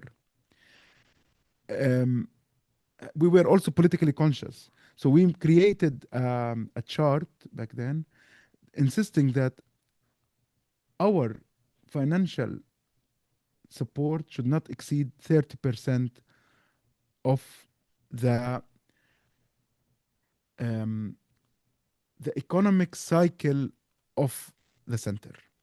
So how do you calculate this? That's a debatable and long process. But the idea was that, yes, we need funding. I tell you, we needed fund. At some point, we needed to pay salaries, we needed to pay people, we needed to pay electricity. We could not stay very out of money. But this money was put in a basket that we say this is part of our economy and this is not. So we never accepted to receive money on programs. So from there on, we said, if you want to support, you support the center is the program. So we only accept support to pay the um, administrative cost or the core cost, but we don't take money to do a program for anyone. So that, but this came from a position of power. Like we are power, we don't need you. We continue. If you don't want to give us money, fuck you, goodbye. We can do it without. And this came from support of society. But again, it was very important that the society understands what we are doing and engages with us in language that we speak about it. It's not like we are doing suddenly the center is open. No, but we are also doing and talking and speaking about economy and what does it mean to be inviting people to speak to us about the previous forms of economy, of neoliberalism. So it became a place of discussing economy, and culture came out from the economic structure that we are working with. So there's no culture despite of economy. Every economic structure creates its cultural practice. And culture and culture for economy is a tool of hegemony. Okay? So for us to challenge that, we had to experiment with our economic and with an economic model that produces a culture that is convincing enough to the community to share it and to build it with us. You cannot build it without who are we doing it for? No. So that worked for some time. I would say. I think it's for now. I would say I left the center, but that's another question. But um, um, but now, yani, this created uh, a model that um, um, can be theorized or at least can be spoken about. I think to be able to speak about what we do is very essential in understanding it and not, um, and that's part of its cultural practice itself. Yes. More questions. Sian? Ah, no. Emily? Espérame. After Sian. Okay, hi. Sorry, Diana. Also, I don't have microphones right now. But when I have the question that how have you lived in this specifically with this thing about the fundings and having a political statement about the fundings that we know in arts in general, most of fundings became for really questionable business, questionable. Yeah, I mean, like, for example, here in Mexico, like big fundings are part of these rich families that I make that make the poverty in Mexico, or like these big companies like Mercedes Benz, or like I don't know, So how, but it's weird in our case, like sometimes like to refuse the funding, but at the same time, like having this contradiction of okay, like we don't want dirty money, but we need the money, or how are we? How if you have that question before? Also, I Yeah, of course, every yeah, day.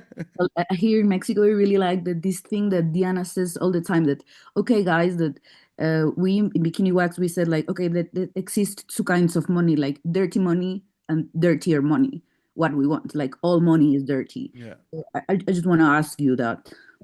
So, yeah, we definitely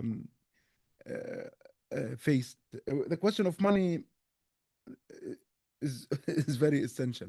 Um, so again, when in the period when we were mostly trying um, to be the first period where we did not accept any funding or we did not apply for any funding, we were dependent more on small money. Small money is different than big money.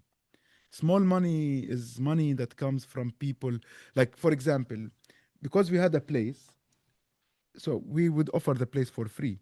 But if an institution wants to do a symposium, we tell them, if you have a budget, pay us, like give us 300 euros per day if you have it.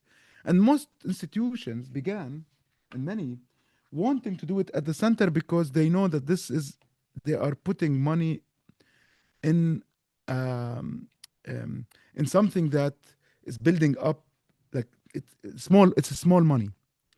You know what I mean? It's like, once, like, if you know that by doing your symposium at the center, you are supporting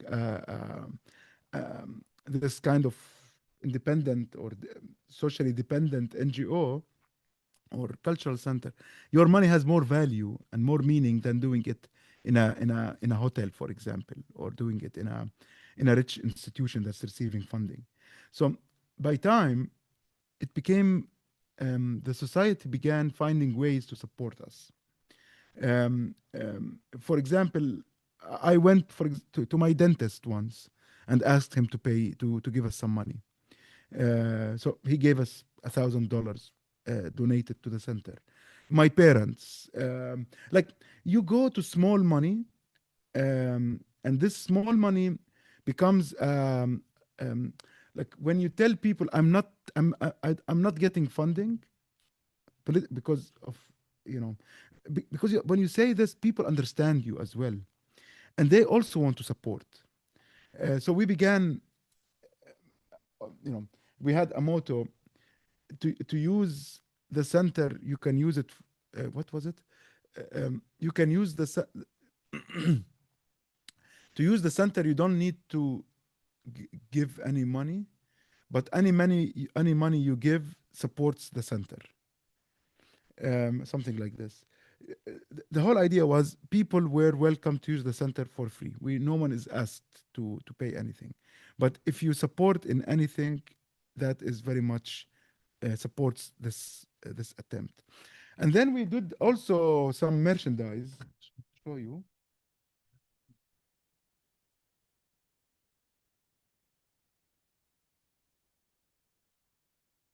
We did merchandise and we began selling them in markets. So we would go and make kiosks in markets to sell. So we did notebooks, these, and like these. And how we did them was very, I think, also part of this whole concept, that we went to paper storages in Ramallah, in Palestine, and we asked them to give us any amount of paper that they have extra of, meaning sometimes they get big packages of this color and 2 or 3 500 paper package is left. And then we would buy them for very cheap money, and then we would choose a cover with a nice color, and then we go and we made them into notebooks. That's it.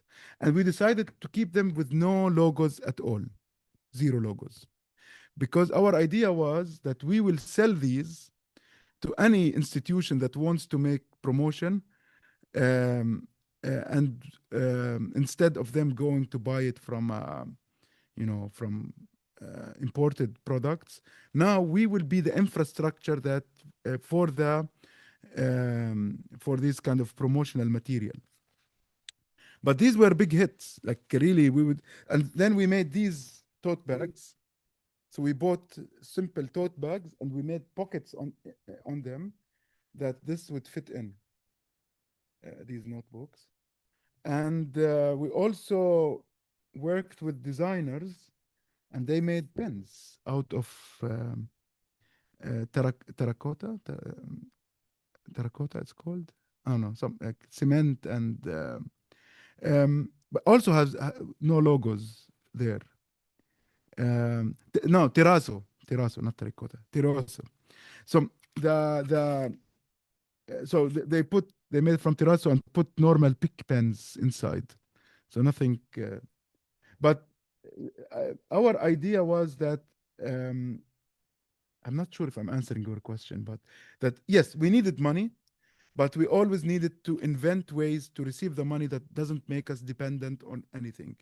The question, so we wanted to be dependent more on small money, and when big money came, it's put in parallel to the small money.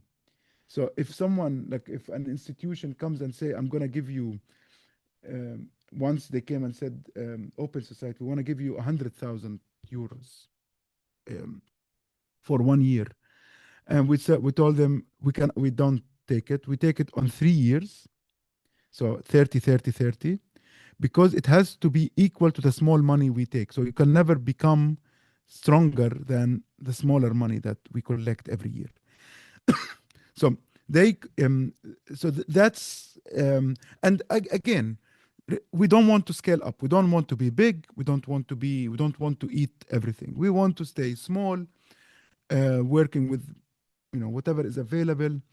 And actually, we ended up doing, I think, yearly around 280 programs in the center. But we don't do most of it. It's the community that does it. And so everything is in collaboration with the community. So that makes it less and less dependent on money to do culture, but rather on the efforts of the community that are making these programs for free. They are not voluntary in the center, because they know that we are not a rich institution.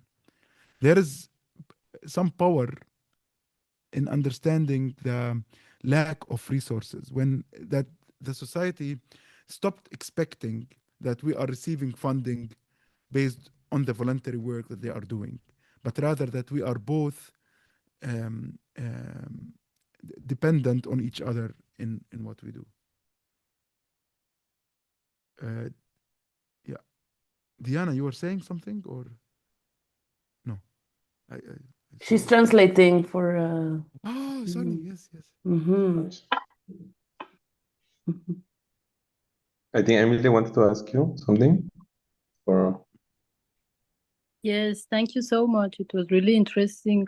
Thank you for also giving the historical context till your activity. I had a question that also you kind of answered it. So this transition to having like less infrastructure and then kind of like people become infrastructure, or new methods that emerged, that about these new methods you gave very interesting examples. And I was wondering that how also this burden of like being that infrastructure kind of transformed your life, or how were you dealing with this labor, that it kind of also like some people, or like they take this burden of like, how did you deal with that The burden transformation?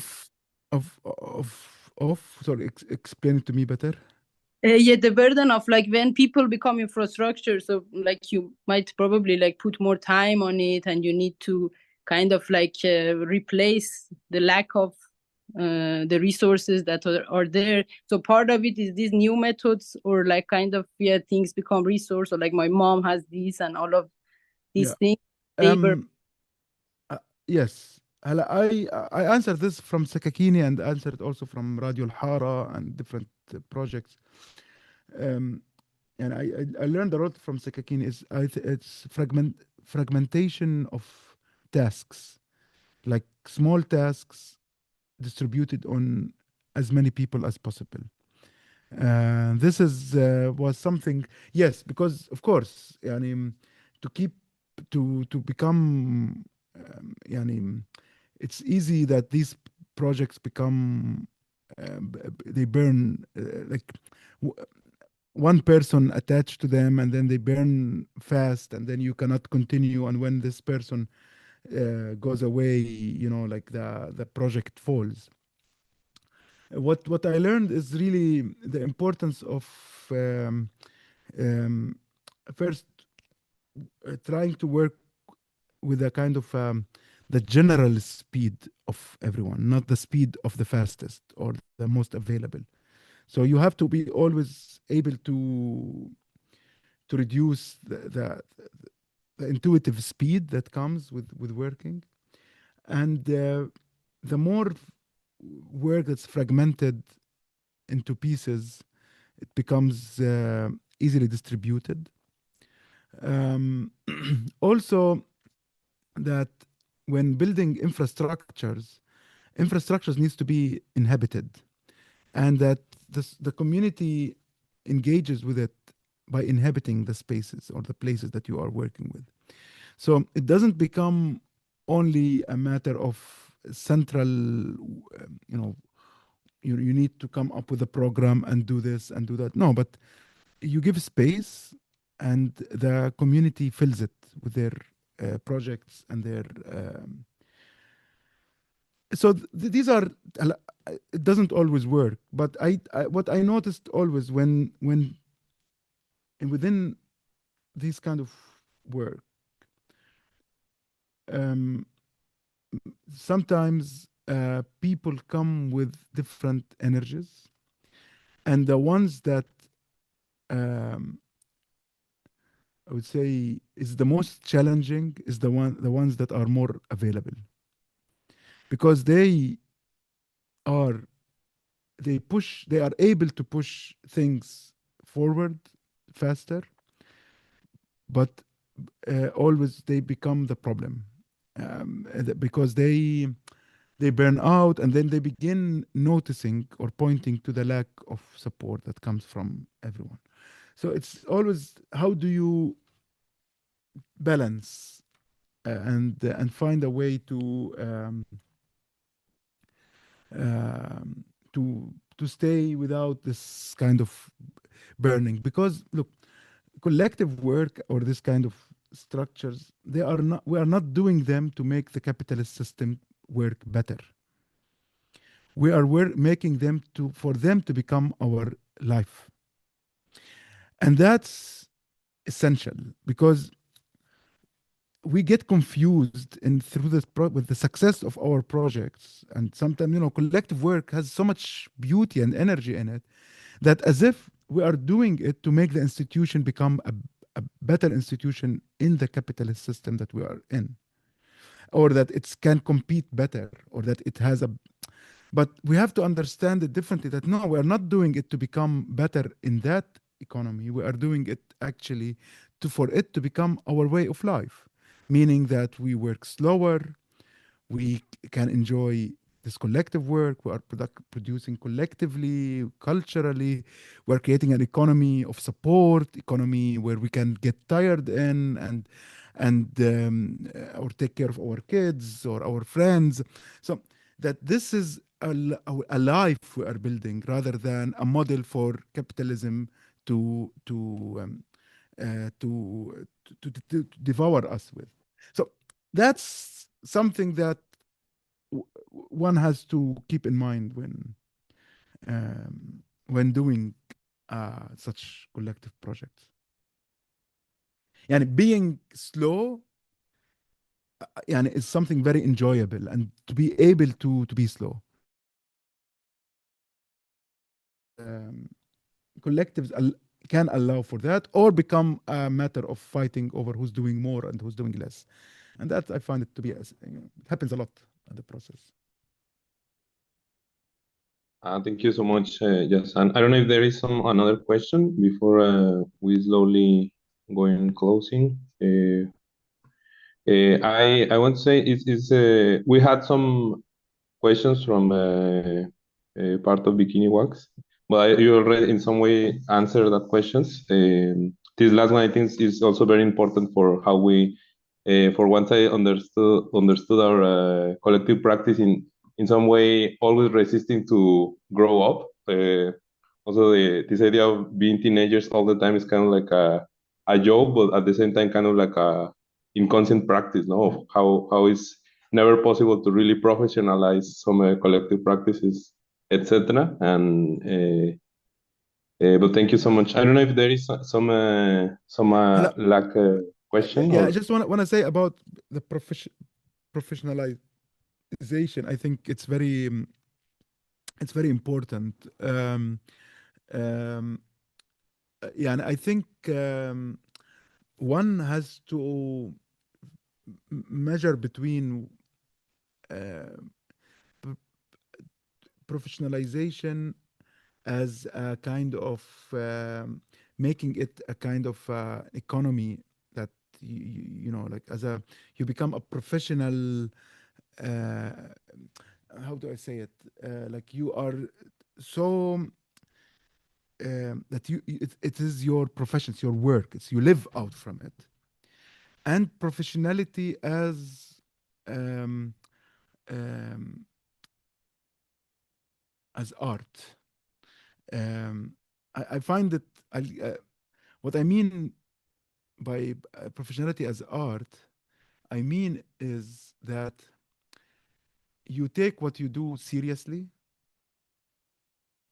and you do it with attention to the details, and what I mean by the details, I mean how do we, like how do you work, and when you write something, when you do it, you don't do it in a sloppy way, or so you give things like whether to the community, to like if you are organizing within these structures, if you are organizing a public talk, you do it a public talk. It's not like you bullshit because it's just a collective, but it's not my that it's not something that I do it for I'm professional in it because I got money, or because or I'm building because I want to live out from it, but I do it because in a good because it's uh, to do things professionally makes it part of the society, of how people can learn with you and how people engage with it. So to be professional as an artist, I give you an example. um, my, for my father's generation, my father is he's my father, but he's I think from the two generations older. um, for him, the carpenter that makes his work perfect or good work is an artist. So when he goes to a mechanic or a carpenter or something that does and he does it in a good way, my father says he's an artist. And for me, like, because I became an artist, I began noticing, like, what do you mean he's the artist? He's a carpenter. No, but he says, but he did it so professionally, and like he put his knowledge in it, and his attention to details and attention to my needs, and in such a way that he's an artist. That's the artist and I think this is the artist somehow that has been missed a lot um, in the donor economy, um, but that's something else for now. But yes, professionalization is something to also has its own contradictions, and one has to look at them. Yeah, sorry.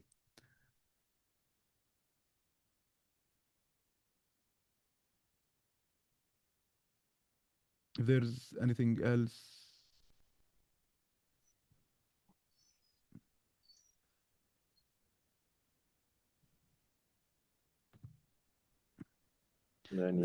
Actually, there's this book that but I haven't read it yet. But Uzgur gave it to me the other day. Organization means commitment. Commitment. It's you can find it online. It can be printed as a pamphlet like this. Yes, By, that is. yeah. No, yeah, thank you again for all for sharing, for giving us such a detailed context, and also giving us so much to think and to reflect. Because I mean, for us, for Biquini, economy is also something really important, and what you gave us was a masterclass on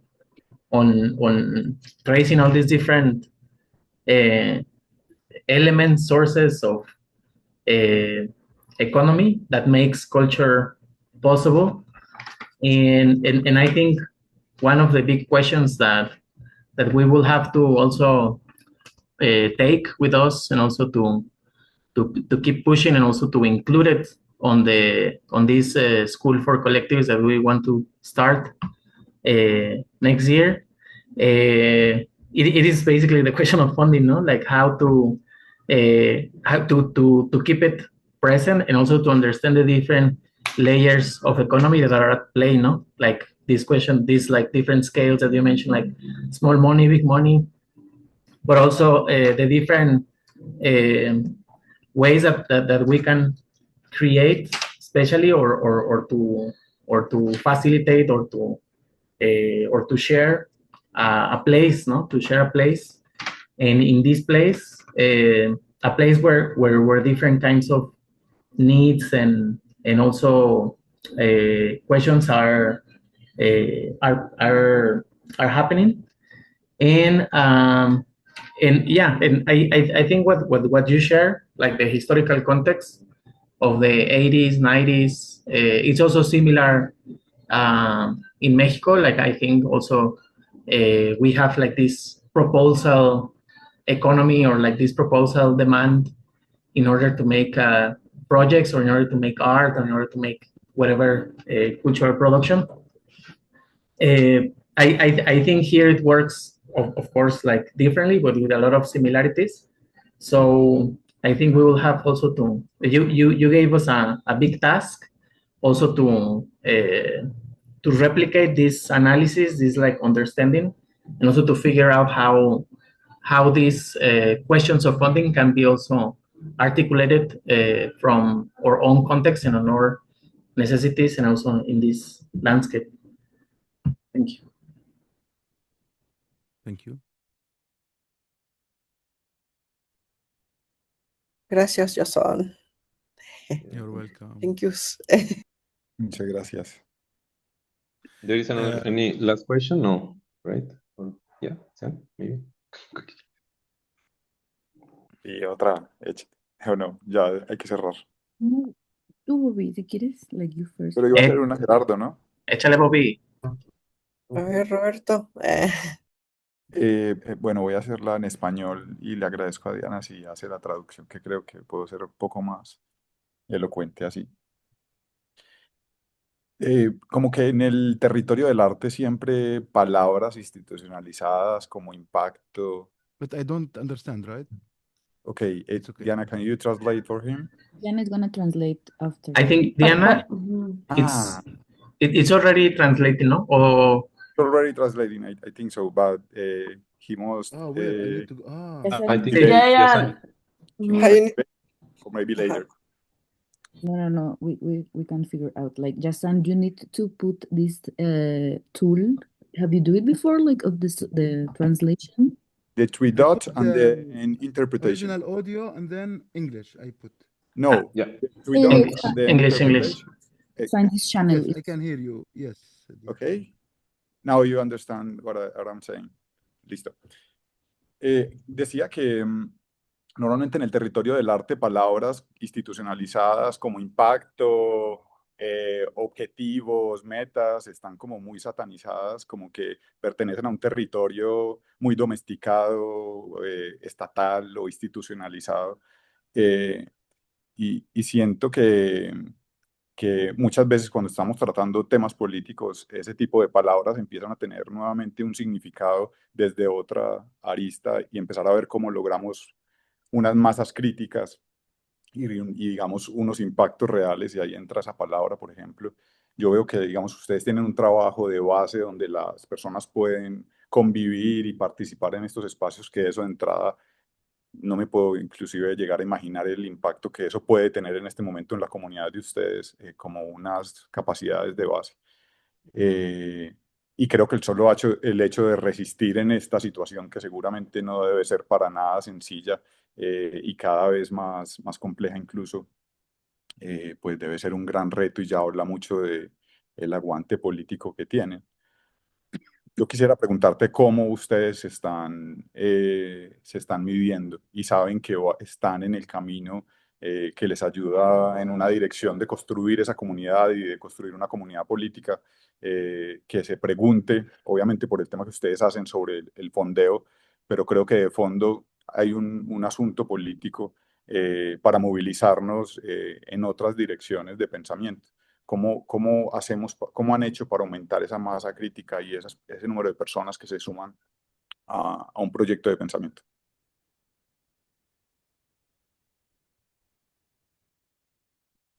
Um, okay, thank you.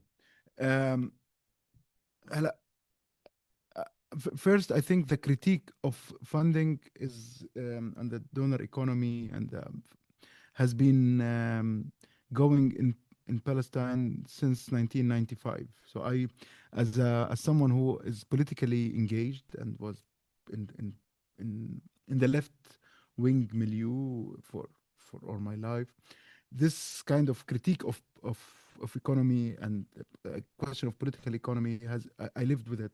So when there's, or let's say, the critique of power, I have always engaged with. The question became is, when you have power, what do you do? This was the the the, the thing that one had to deal with. Meaning, we understand the critique, we have it, and it's like I hadn't I like the question of funding was already within the society and within people and within the lots of the artists and the intelligentsia and the politicized people. But the question is then, okay, so we understand the critique, but then what do we do with it? How do we practice this critique? How do we move away from, again, representing and talking and critiquing power into, okay, I'm in a position where I am suddenly, I have the power of, I'm the chairperson and acting director. I'm not receiving a salary, so no one can tell me what to do. I have a control over a building, an institution. I have power, and this is power. Like, I mean, this is a moment where you take all this critique that we have been living with, and you say, now I want to move it into affirmative critique. We're gonna move with it and try to do something out of it. We know the problem now. What do we do? No?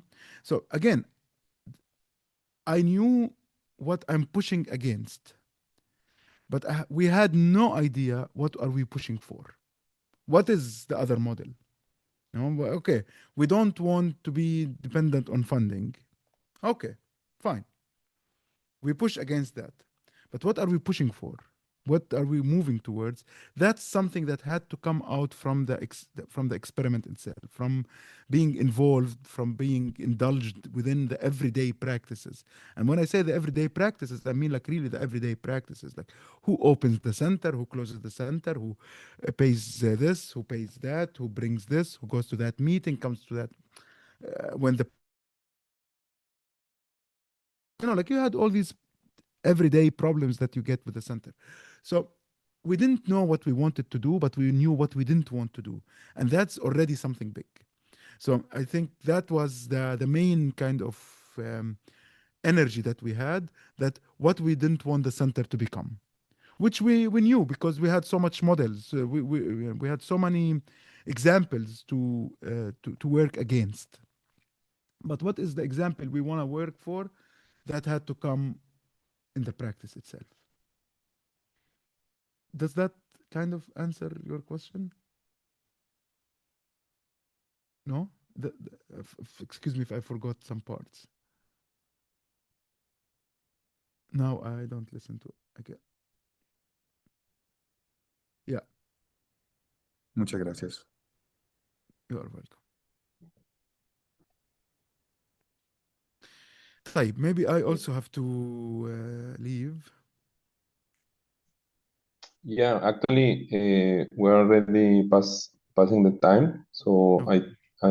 we will we are closing now. But again, to thank you so much for joining to the call and for all the generosity around the conversation. I also was taking a lot of notes, and I wanted to share something what stick on my mind from what you were sharing, because it was about what the mean of collective practice or these like group structures. And or I don't know if it was a specific idea, but you say something about the function is kind of like make our lives better, no? So not necessarily the competition or who is going more fast or slow or so I just had this example of Ruru kids from Rangrupan. So how the collective, some people from the collective started to have kids. So then also the collective kind of like attend that need, no? So then we should have also these Ruru kids, no? Or the Ruru shop, how that needs grow as a project inside the collective, no? And then instead of being, because in Mexico sometimes it's like a point where you are taking part and then you are moving or something like that. So how some collective structures can really make this like, let's say, I don't like that word, but like social economy or like this economies around people making lives better, no? So I think it was really beautiful example, and I wanted to thank you about it. We will continue. So sadly, we need to close this session with Yasan about the question of funding, but also about this cultural center. And we are continuing all day with this marathon of of talk. More coming. We will start again in 1 hour more or less. Other 2 hours presentation and then another presentation. So luckily there are different people around the time frame. So I will sleep probably at the middle point of that, but there will be a continuation each Friday. So thank you so much. I don't know if Daniel or Sian or someone else want to thank and say goodbye. Goodbye, dears. Again, thank you, Jason. Thank you, Thank you so much. Daniel, Diana, Thank you. and everyone. Thank you. You Really, Ciao. see you next See you, around. see you. Nos vemos en See las you, Ren. próximas charlas. ¿Cuándo les cantamos las mañanitas? Ciao. Thank you, everyone. Bye. Go eat tacos, guys. Thank I'm you, so Yasan.